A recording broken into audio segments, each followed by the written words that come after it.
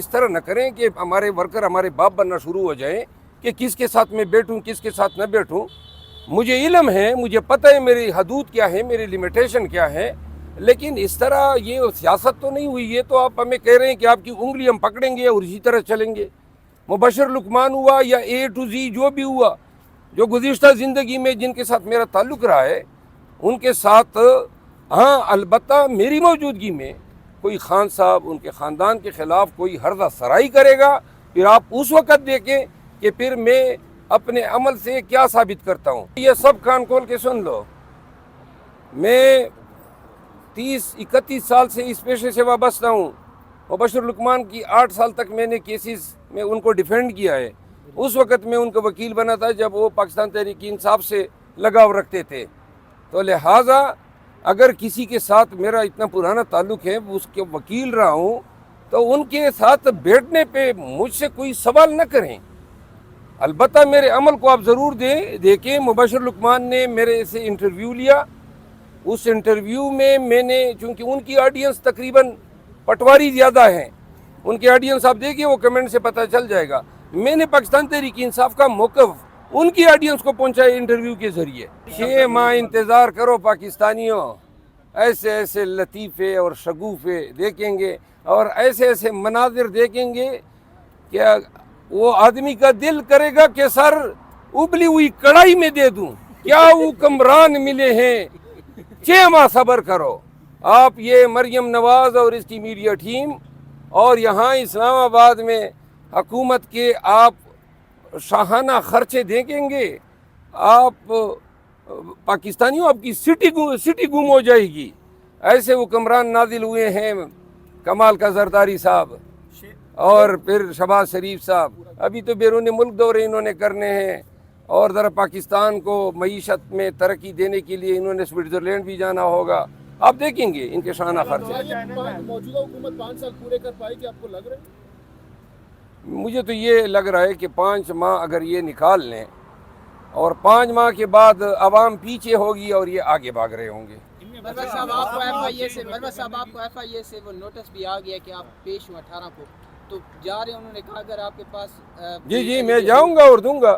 میں نے تو خود یہ ڈیمانڈ کیا تھا. مرزا صاحب رات کو میں دیکھا کہ عادل راجہ کے خلاف بڑا ٹرینڈ چل رہا تھا, تو اب آپ کو لگتا ہے کہ اب ان کے جو جس طریقے سے وہ لوگوں کو پاگل بنا رہے تھے, الو بنا رہے تھے, اب وہ مزید نہیں چل سکے گا؟ میرا خیال ہے میں نے بھی شاید اپنے جوابوں میں اور ٹویٹوں میں اس بندے کو کچھ زیادہ اہمیت دے دی. اتنی اہمیت کا آدمی نہیں ہے, تو لہٰذا یہ قصہ پارینہ بن چکا ہے. آئندہ بولے گا, کوئی عرضہ سرائی کرے گا, تو ہم یا ہماری سوشل میڈیا ٹیم ان کو جواب دے گی. رات کو کچھ صحافیوں کو آپ نے بائیکاٹ کر دیا ہے, یہ پرانا نوٹیفیکیشن ہے, نیا نہیں ہے.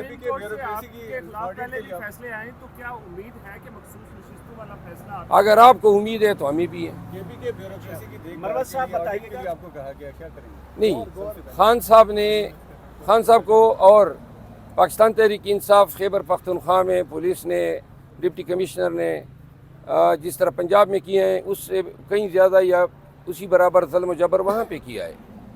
تو لہٰذا یہ تو ہو ہی نہیں سکتا ہے کہ جنہوں نے ہمارے ساتھ زیادتی کی ہو, لوٹا ہو, اغوا کیا ہو, مارا ہو, پیٹا ہو, قانون کا ناجائز استعمال کیا ہو, اختیار سے تجاوز کیا ہو, بدنیتی پر مبنی پرچے درج کیے ہو, اور آج جب اقتدار آ گیا تو ہم اپنے قانونی حق, یہ قانونی حق ہے ہمارا کہ ظلم کے خلاف, جرم کے خلاف, جبر کے خلاف یا قانون کے ناجائز یا اختیارات کے ناجائز استعمال کے خلاف قانونی چارہ جوئی کریں. تو لہذا خان صاحب کو اطلاعات ملی تھی اور ورکر کی ڈیمانڈ ہے, تو اس پہ ہم ایک کمیٹی بنانے جا رہے ہیں. کے پی کے وزیر اعلیٰ صاحب سے ملاقات ہوگی میری, شاید آج ہو جائے, اور ہم دیکھیں گے کہ کل کتنے کیس درج ہوئے, اس میں اصلی کتنے, جیلی کتنے ہیں, جیلی کیوں درج ہوئے, جیلی کا سٹیٹس کیا ہے, ثابت کرنے کے لیے ایویڈنس کیا ہے. اور بہت سارے کیسز میں ابھی ہمیں علم ہوا ہے کہ پولیس نے ڈر کے مارے کیسز کو کینسل کرنا شروع کیا ہے. تو لہٰذا ہم ان تمام چیزوں کا 3-4 چیزیں ہیں جو درگزر نہیں ہوں گی. نمبر 1, جنہوں نے قتل کیے ہیں خدا بھی معاف نہیں کرتا ہے, تو لہٰذا قتل کو معاف کرنے کا اختیار مقتولین کے ورثاء کے پاس ہے، اور کوئی قانون جو ہے ہمیں قاتلوں کو مقدمے ان کے خلاف دائر کرنے سے روک نہیں سکتا ہے۔ وہ ہماری حکومت ہوتی یا نہ ہوتی، ورثاء جو ہیں ان کو مقدموں میں ان کے خلاف مقدمے دائر کر سکتے تھے، نمبر 1۔ نمبر 2، اختیارات کا ناجائز استعمال، جس کے ذریعے انہوں نے ناجائز مقدمے درج کیے سیاسی بنیادوں پر، بدنیتی پر، کسی کو مجبور کرنے کے لیے، کسی کو پی ٹی آئی چھڑانے کے لیے، کسی کے بچے کو اغوا کیا، کسی کے گھر میں گھس گئے، وارنٹ نہیں ہے، 7 دن اب سے بے جا میں رکھا، کچھ لوگوں کو 35 دن رکھا، کچھ لوگوں کو 70 دن رکھا۔ یہ جرائم ہے، قانون ان کو جرم کہتا ہے، اور جرم جو بھی کرے وہ چاہے وردی والا ہو یا چاہے شہری ہو، دونوں کے خلاف پراسیکیوشن ہوتی ہے۔ لہذا ان ڈی پی اوز، ہم ایس ایچ اوز جو اعلی کار بنے ہیں، شاید ان پہ ان کے اسی رول کو ہم دیکھیں فیسیلیٹیٹر کا، لیکن جن ڈی پی اوز نے کیا ہے، جن آر پی اوز نے کیا ہے، یہ اس خوش فہمی میں نہ رہیں کہ کسی سیاسی شخصیت کو پکڑ کے اپنے لیے راستہ نکالیں گے۔ انشاءاللہ پورا حساب ہوگا، انتقام کوئی نہیں لیا جائے گا، ہم آپ کے خلاف شواہد اکٹھے کر کے آپ کو عدالتوں میں پیش کر دیں گے، عدالتیں جانے اور آپ جانے۔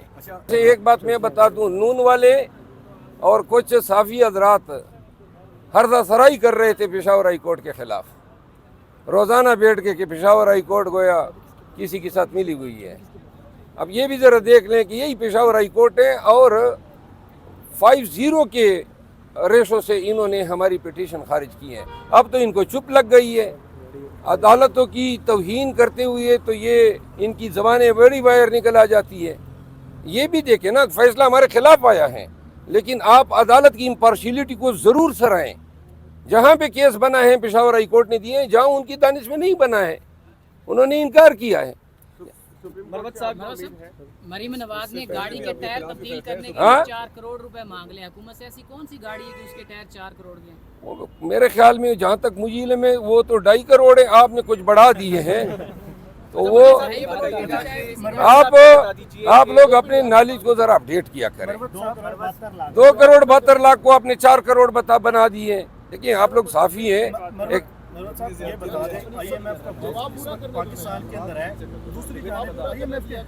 پہلے ایک سوال کا جواب میں مکمل نہ کر دوں، آپ کے سوال کا جواب دیکھیں یار، یہ اپنے کولی کو ذرا ایکوموڈیٹ کریں نا۔ انہوں نے 2 کروڑ 72 لاکھ کے 2 ٹائر میرا خیال ہے، یا 4 ٹائر ہوں گے، لیکن ایسے ٹائر کون سے ہیں؟ میں خود بلٹ پروف گاڑی رکھتا ہوں، اور 3 لاکھ روپے میں میری گاڑی جو کہ لینڈ کروزر ہیں اس کے ٹائر مل جاتے ہیں 3 لاکھ میں۔ وہ 2 کروڑ 72 لاکھ، کچھ تو رحم کریں، ترس کریں اس ملک پہ۔